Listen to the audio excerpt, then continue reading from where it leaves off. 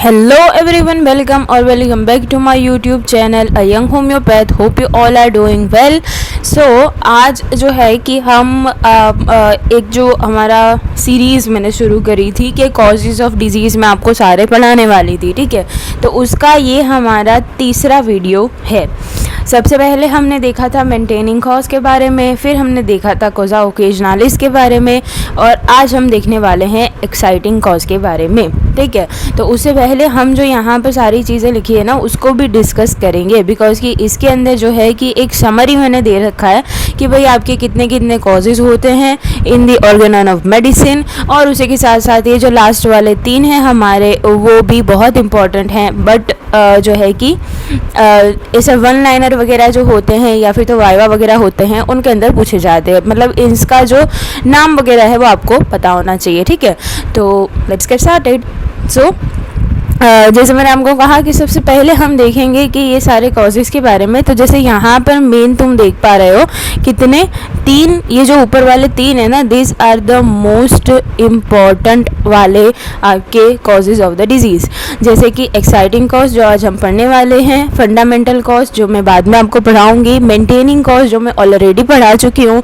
अगर आपने वो वाला वीडियो नहीं देखा है तो प्लीज़ जाकर आप वो वाला वीडियो भी देख लेना, जिससे कि आपके जो फंडास हैं वो सारे क्लियर हो जाएं, ठीक है। उसके बाद ये जो 4th से लेकर सारे शुरू होते हैं जो 4, वो सारे क्या है ना कि उसके एज इट इज़ आपको सिर्फ नाम पूछे जाते हैं कि भाई what do you mean by the causa morbi, what do you mean by the prima causa morbi, ठीक है।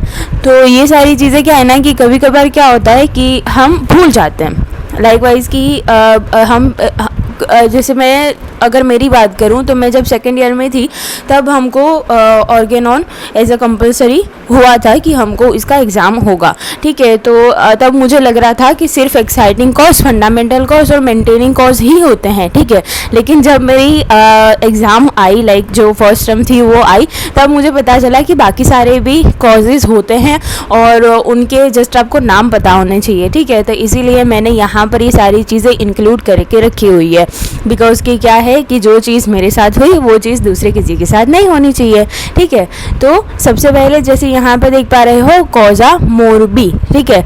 तो लाइक मोरबी जो है, जैसे यहाँ पर नीचे वाला भी देख पा रहे हो प्राइमा कॉजा मोरबी, ठीक है। तो मोरबी जो है वो एक वर्ड यूज होता है टू डिनोट द डिजीज़, ठीक है। तो मतलब डिजीज़ का cause, just in simple word disease का कॉज, द कॉजा मोरबी।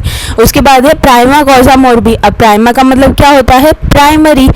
हमको इसका मोरबी का मतलब क्या पता चला, डिजीज़। तो ये क्या हो गया, primary cause of the disease, ठीक है। कि भाई कोई भी डिजीज़ हो रही है तो उसका प्राइमरी सबसे पहला वाला कॉज क्या होना चाहिए, ठीक है। या फिर तो सबसे पहले पेशेंट को क्या जो है कि वो इफ़ेक्ट करता है, ठीक है। तो वो जाता है हमारा प्राइमा कॉजा मोरबी। उसके बाद आता है ये वर्ड जो है वो मुझे बहुत मतलब कि लेट में पता चला था कि इसका मतलब क्या होता है, बिकॉज कि 2-3 मैंने बुक्स जो है वो पढ़ी थी, उसके बाद मुझे पता चला कि टीलोकॉजम का मतलब क्या होता है, रिमूवल ऑफ द कॉज, ठीक है।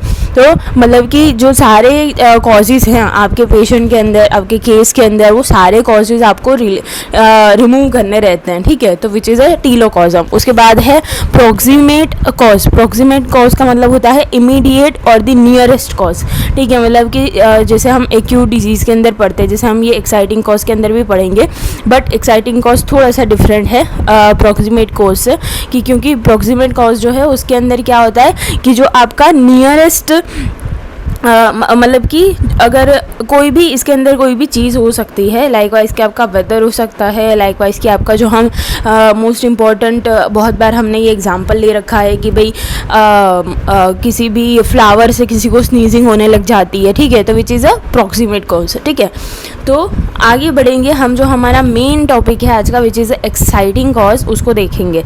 तो जैसे मैं आपको हर बार कहती हूँ कि ये वीडियो आपको एकेडमिकली भी हेल्पफुल होने वाला है, और उसी के साथ साथ AIA PGET में भी आपको ये हेल्पफुल रहने वाला है, बिकॉज कि इसके अंदर आपका फंडा भी क्लियर होगा और उसी के साथ साथ ये जो आप नोट्स देख पा रहे हो वो नोट्स आपको आपकी एग्ज़ाम के रिलेशन के अंदर भी बहुत ज़्यादा हेल्पफुल होने वाली है। ठीक है, तो आपने जो वीडियो है वो शुरू से एंड तक देखना है। ठीक है, तो सबसे पहले यहाँ पर देख पा रहे हो इसकी डेफिनेशन, जैसे हमने बाकी मेंटेनिंग कॉज देखा है, हमने कॉजा ओकेजनालिस देखा है, तो उसके अंदर भी हमने सबसे पहले क्या देखा था, उसके डेफिनेशन देखा था। उसी तरीके से हम यहाँ पर भी क्या देखेंगे, डेफिनेशन देखेंगे। So as the cause which excites और डिजीज़ कंडीशन, मतलब कि ये एक ऐसा कॉज है, जैसे उसके नाम के अंदर भी मिल रहा है एक्साइटिंग कॉज, कि भाई ये एक ऐसा कॉज है जो पूरी डिजीज़ कंडीशन जो है उसको सिर्फ एक्साइट कर रहा है। तो इसका मतलब क्या है कि जैसे हम पढ़ते हैं हमारा जो डिजीज़ वगैरह है उसके अंदर जैसे हम पढ़ते हैं कि हमारे पास होता है एक्यूट डिजीज़, एक होता है सब एक्यूट डिजीज़, ठीक है, और दूसरा होता है क्रॉनिक डिजीज़। अगर ये भी नहीं समझ में आ रहा है तो जैसे सौरा है हमारा, जैसे मैंने सौरा के बारे में भी पहले से वीडियो बनाकर रखा हुआ है, तो सौरा जो है फिर वो चला जाता है लेटेंट फेज के अंदर, फिर वो उसका आता है सेकेंडरी फेज। ठीक है, तो जो हमने तब भी पढ़ा था अभी भी बता रही हूँ कि जो एक्साइटिंग कॉज होता है ना वो कोई डिजीज कंडीशन को कॉज नहीं करता है, बट वो क्या करता है, वो जस्ट एक्साइट करता है। तो अगर जैसे लेटेंट फेज है उसके अंदर हमको सिम्टम्स नहीं मिल रहे हैं तो उसको जाके एक्साइट करने का काम कौन करता है, ये एक्साइटिंग कॉज करता है, उसकी वजह से सेकेंडरी फेज आ जाता है। जो सब एक्यूट फेज है उसके अंदर कोई सिम्टम्स नहीं है तो उसको जाके एक्साइट करेगा और क्रॉनिक डिजीज कॉज करवा देगा, ये होता है एक्साइटिंग कॉज। ठीक है, so either the acute disease और the acute exacerbation of the chronic disease. ठीक है, ये क्या होता है, acute exacerbation of the chronic disease, जो मैंने आपको यहाँ पर बताया वो कि जो हमारा सब एक्यूट फेज है किसी भी डिजीज़ का, सब एक्यूट फेज है, उसको वापस से एक्साइट करके क्रॉनिक डिजीज़ के अंदर कन्वर्ट कर देना, which is acute exacerbation of chronic disease. So it is responsible for the both acute disease and the acute exacerbation of chronic disease. It may also produce an indisposition. ठीक है, ये इंडिस्पोजिशन को भी cause कर सकता है, मतलब कि इंडिस्पोजिशन हम सबको पता है और मैं बार बार बताती हूँ बिकॉज कि मेंटेनिंग कॉज के अंदर भी इंडिस्पोजिशन आया था, कॉजा ओकेजनालिस के अंदर भी इंडिस्पोजिशन आया था। तो इंडिस्पोजिशन क्या होता है, जिसके अंदर कि आपका कोई एक्चुअल कॉज नहीं होता, कोई एक्चुअल डिजीज़ नहीं होती, जस्ट आपने बहुत ज़्यादा काम कर लिया है उसकी वजह से आपको फीवर आ रहा है, आप रेस्ट करोगे आपको अच्छा फील होगा, मतलब कि no cause no disease but still some kind of कि आपका अल्टर्ड हेल्दी स्टेट हो जा रहा है और उसके लिए आपको कोई मेडिसिन की ज़रूरत नहीं है, जस्ट आपका जो वाइटल फोर्स है वो खुद ही ठीक हो जाएगा, उसको हम बोलते हैं इंडिस्पोजिशन। ठीक है, अब आता है कि जो एक्साइटिंग कॉज है वो क्या होता है, the cause which excites at least condition either acute disease और the acute exacerbation of the chronic disease. In simple word ये उसका मतलब होता है। उसके बाद है हैनिमन सर ने क्या डिस्क्राइब करके रखा हुआ है एक्साइटिंग कॉज के बारे में, तो उन्होंने 4 टाइप के हमको एक्साइटिंग कॉज दे रखे हैं। ठीक है, तो अब जो कॉजेज ऑफ डिजीज़ है उसका एक कॉज है क्या, उसका एक टाइप क्या है, एक्साइटिंग कॉज। एक्साइटिंग कॉज के भी आपके पास 4 टाइप्स हैं। ठीक है, तो इसके एग्जाम्पल्स आपको कौन से एफोरिज्म में मिलेंगे, तो एफोरिज्म नंबर 73 के अंदर इनऑर्गेनल ऑफ मेडिसिन के अंदर आपको इसके टाइप्स मिल जाएंगे। ठीक है, तो ये चीज़ भी आपको पता होनी चाहिए, आपको MCQ वगैरह में पूछ लिया जाता है, हो सकता है AIA-PGT में भी इसका जो है कि सिर्फ और सिर्फ एफोरिज्म वगैरह पूछा जाए। ठीक है, तो इसके 4 टाइप्स है और वो 4 टाइप हमको 73 नंबर के एफोरिज्म में मिलते हैं। सो उसका फर्स्ट टाइप क्या है, इंडिविजुअल। फिर उसके आगे हम दूसरे टाइप एक बार देख ही लेते हैं, कलेक्टिव। देन जो role of the exciting cause in acute disease, role of exciting cause in chronic disease. ठीक है, तो ये आपके उसके बाद सिर्फ जस्ट ये इम्पोर्टेंस है, लेकिन अभी हम बात कर रहे हैं इसके जो टाइप्स हैं उसके बारे में। So individual, so when to optimum the hygienic condition. ठीक है, कि जब हाइजीनिक कंडीशन जो है वो आपकी अल्टर हो जाती है तो क्या होता है कि physical and mental irritation and bring the latent chronic disease to the surface. ठीक है, तो इन शॉर्ट जैसे हमने सौरा के डेवलपमेंट के अंदर देखा था, उसका इवोल्यूशन जो है वो देखा था, मतलब कि इसके बारे में मैंने वीडियो बना कर रखा हुआ है, अगर आपने अभी तक नहीं देखा है तो प्लीज़ जाकर देख लेना। उसके अंदर मैंने इवोल्यूशन, उसकी हिस्ट्री, सारी चीज़ें बताई हैं। ठीक है, तो इसके अंदर भी हमने देखा था कि जो सौरा है वो हमारा लेप्रेसी जो एक डिजीज़ होता है उससे फिर आगे बढ़ के आता है। ठीक है, तो जो लेप्रेसी है वो कंट्रोल हो गया था, लेकिन उसके बाद क्या है कि जो वहाँ के अनहाइजीनिक कंडीशंस वगैरह हुई थी इन द वर्ल्ड। ठीक है, सारी चीज़ें हम इन द वर्ल्ड के रिलेशन में देख रहे हैं, because each and every person having a psora, right. तो अनहाइजीनिक कंडीशन कुछ हुई थी जिसकी वजह से जो है कि सौरा का डेवलपमेंट होता है फ्रॉम द लेप्रेसी। ठीक है, और वो सौरा फिर आगे बढ़ के हमारा प्राइमरी मैनिफेस्टेशन करता है विच इज़ इचिंग। उसके बाद वो वापस लेटेंट फेज में चला जाता है। ठीक है, उसका सप्रेशन की वजह से फिर वापस से ये जो एक्साइटिंग कॉज है वो आता है। वो एक्साइटिंग कॉज कौन सा हो सकता है? Unhygienic condition. ठीक है, तो ये क्या हो गया कि हमारा फिजिकल या मेंटल इरिटेशन हुआ है वो आपको कहाँ पर मिल जाएगा? अगर सौरा के रिलेशन में देखेंगे तो लेटेंट सौरा के अंदर हमको मिल जाएगा। दूसरी चीज़ हमको क्या दिख रही है यहाँ पर कि लेटेंट क्रॉनिक डिजीज़ को ये सरफेस के ऊपर लाता है, मतलब कि जो ये क्रॉनिक डिजीज़ लेटेंट हो गई है, सौरा लेटेंट हो गया है, उसको वापस से जीवित करना विच इज़ अ सेकेंडरी सौरा। ठीक है, तो ये होता है हमारा इंडिविजुअल। दूसरा है कलेक्टिव। तो मेटेरोरिक, इसके अंदर कुछ भी कॉज हो सकता है। मेटेरोरिक का मतलब क्या होता है? क्लाइमेट, आपका एटमॉस्फेयर, आपका जो है कि एनवायरनमेंट कैसा है, लाइक फिजिकल फोर्सेस क्या अंदर भी आप देख रहे हो। मेटेरोरिक है, टेलोरिक है। टेलोरिक का मतलब क्या होता है? फिजिकल सब्सटेंसेस इटसेल्फ, जो कि हमारे वाटर एंड सॉइल हो जाते हैं। ठीक है, ये सारा क्या था? फिजिकल फोर्सेस थे। ठीक है, मेटेरोरिक का मतलब फिजिकल सोर्सेस, और टेलोरिक का मतलब क्या होता है? Physical substances. ठीक है, सब्सटेंसेस कौन से? आपको वाटर, सॉइल हो गया। ठीक है, दूसरी सारी चीज़ें हो गई। Influences the acute miasm, and these are again inevitable result in the clematis or war or induation and the famine. ठीक है, इन शॉर्ट इसका मतलब क्या है कि जो हमारा एक्यूट माइज्म है वो वापस से जो है कि इसे किसी भी एक्साइटिंग कॉज की वजह से वो लाइकवाइज की जो हमारा एक्साइटिंग कॉज यहाँ पर क्लाइमेट हो सकता है और दूसरा वाटर, सॉइल, कोई भी चीज़ हो सकती है, उसकी वजह से वो वापस से जीवित होता है विच इज़ अगेन इनएविटेबल। ठीक है, वो वापस से जीवित होता है। कैसे? कि इन सारी चीज़ों के अंदर डिफरेंस कब आएगा?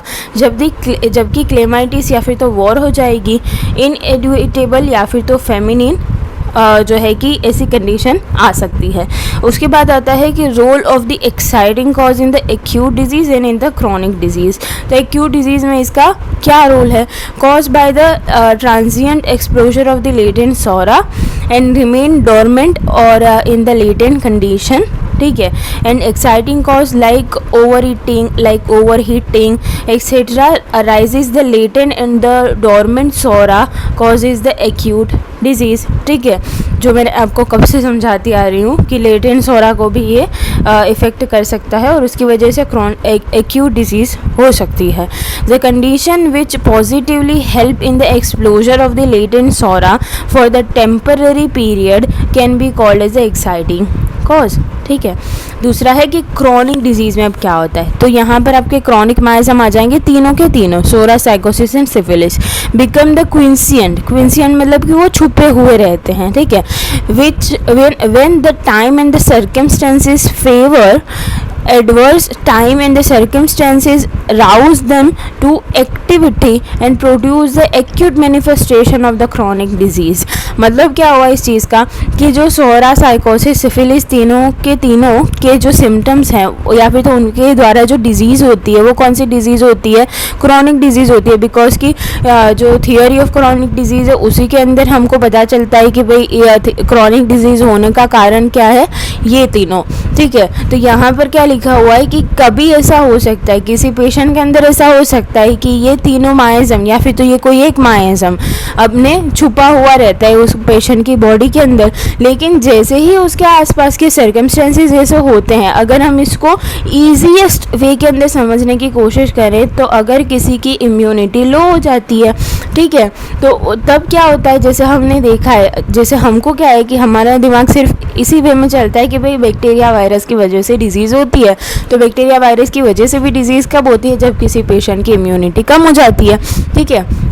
तो उसकी वजह से क्या होता है कि वो बैक्टीरिया वायरस की वजह से सारे साइन एंड सिम्टम्स आने लग जाते हैं। वही यहाँ पर समझ लो कि भाई सोरासाइकोसिस सिफिलिस जो है वो हमारी बॉडी में थे, लेकिन किस तरीके से थे, एक छुपे हुए फॉर्म के अंदर थे कि वो अपना साइन एंड सिम्टम्स नहीं बता रहे थे। क्यों नहीं बता रहे थे? बिकॉज कि तब जो है कि वाइटल फोर्स उनके ऊपर ज़्यादा, वाइटल फोर्स का जो पावर है वो ज़्यादा था in relation to any other miasm, ठीक है। लेकिन क्या हो जाता है, जैसे इम्यूनिटी में बोल रही हूँ लो हो जाती है, तो समझ सकते हो यहाँ पर हमारे होम्योपैथी की भाषा में कि भाई वाइटलिटी लो हो जाती है। वाइटलिटी अगर लो हो जाएगी तो ये सोरासाइकोसिस सिफिलिस जो है वो ज़्यादा ताकतवर हो जाएंगे, पावरफुल हो जाएंगे, जिसकी वजह से वो क्या करेंगे कि एक्यूट मैनिफेस्टेशन देंगे किसका, क्रॉनिक डिजीज़ का, acute exacerbation of the chronic disease, ठीक है। तो ये था हमारा role of exciting cause in the chronic disease, right. उसके बाद है हमारा कि importance of the exciting cause क्या रहता है। तो help to selection of the homoeopathic medicine both in the acute disease और in the chronic disease and help to avoid the future suffering also. Because कि अगर हम इस यहाँ पर अगर सिंपलेस्ट एग्जाम्पल लेते हैं अस्थमा का, ठीक है, तो भाई अस्थमा जो है वो most of the time majority of the patients जो हैं हमारे, उनको क्या होता है, IgE रिलेटेड अस्थमा होता है। इसका मतलब क्या होता है कि भाई उनको एलर्जिक अस्थमा होता है, ठीक है, एलर्जिक अस्थमा होता है। तो एलर्जिक अस्थमा होता है, उसके ट्रिगरिंग फैक्टर होते हैं, ठीक है, हमारे पास जैसे पॉल्यूशन हो गया, किसी भी तरीके का आपका डस्ट वगैरह हो गया, या फिर तो किसी को मिल्क से, नट से, किसी चीज़ से एलर्जी है, ठीक है, तो उसकी वजह से क्या होता है, अस्थमा हो जाता है। लेकिन अस्थमा उस पेशेंट को पहले से भी है, ठीक है, लेकिन जो 2 पीरियड होता है उसके बीच में वो एसिम्प्टोमेटिक रहता है। तो जो 2 पीरियड के बाद में क्यों अस्थमा हुआ, तो क्यों हुआ, because of the triggering factor he asthma हुआ, राइट। तो हमको ये पता चल गया कि भाई अस्थमा होने का कारण यहाँ पर ये एलर्जन है, ये ट्रिगरिंग फैक्टर है। तो ये सब क्या हो जाएंगे, हमारे पास एक्साइटिंग कॉज हो जाएंगे। तो हमने क्या करना है, इस एक्साइटिंग कॉज को हमारे पेशेंट से दूर रखना है। तो क्या होगा कि हम फ्यूचर की सफरिंग को भी थोड़ा सा लोअर डाउन कर पाएंगे, ठीक है। So help to restore the health from the indisposition by the removal of this particular exciting cause, right? Because कि indisposition में हम क्या करते हैं, just remove the cause, कि जो भी जिसकी वजह से भी ये सारी चीज़ें हो रही हैं हम उसको जस्ट रिमूव कर देंगे, ठीक है। तो क्या हो जाएगा, हमारा इंडिस्पोजिशन ठीक हो जाएगा, राइट। तो होपफुली आपको सारी चीज़ें अच्छे से समझ में आई होंगी कि यहाँ पर उसके सारे जो टाइप्स हैं वो क्या कहना चाह रहे हैं, उसकी डेफिनेशन क्या कहना चाह रही है, ठीक है। और इसके बारे में जो एक फंडा है वो आपको क्लियर हुआ होगा। सो if you like this video then please like, comment, share and subscribe to my channel. And also if you want any video on this specific topic then you can tell me in the comment section, as well as you can DM me on my IG account. Link is in the description box. And thank you so much for watching.